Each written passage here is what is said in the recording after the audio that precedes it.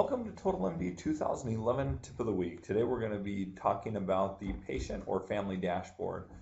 To get to the dashboard, we can either go into a patient record, or from the ledger, when we have a specific patient chosen, we can go from there as well. We do that by clicking on View Dashboard, and it will take us into this location here that'll either be called a family dashboard if there's multiple people, or the patient dashboard if there's an individual. In this case, we have the Davis family all listed here, and because everybody is linked with the same head of household, James Davis, they're considered a family.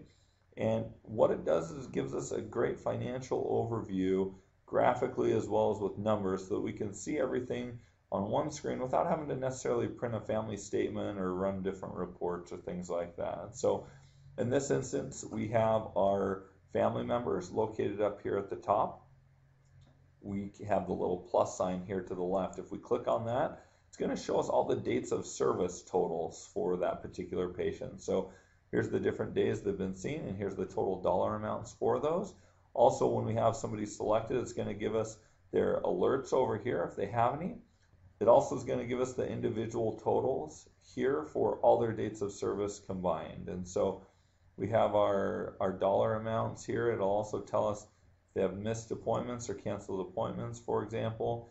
Here is an individual with a canceled appointment. If we could click on it, it's going to take us to the appointment list, where it'll tell us when that appointment was on the 6th of August 2010. And it'll also do the same thing if we have missed appointments. For example, let's see if, right here, Sarah Davis missed appointment, same thing. We can click on it and it'll take us there. Down here across the bottom, we have our graphs, and there's different graphs. Our total balance graph divided by family members that have balances.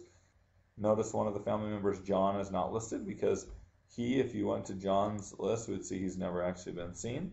Total responsible balance, so what's owed totally by each person. Aging can be done as well, and there's different options down here if we only want to run it for the one patient versus the entire family. Or we have our procedure analysis as well, where we can, for example, show an individual or an entire family, in this case, for a particular date range that we've set up in the last 2 years. How many of these different things have we done for this family? And if you can do it for a particular patient as well. So for example, John Davis doesn't have anything, but if we had, Paige, and we wanted to see just hers, here's what's been done for Paige during this 2-year span. So there's a lot of different options that we can do here. We can see a lot of things. It gives us some really good ideas of what the financials are looking like for a particular family or individual, again, without running any particular reports or anything like that. Thanks for joining us on today's Tip of the Week. We'll hope you'll join us again next time.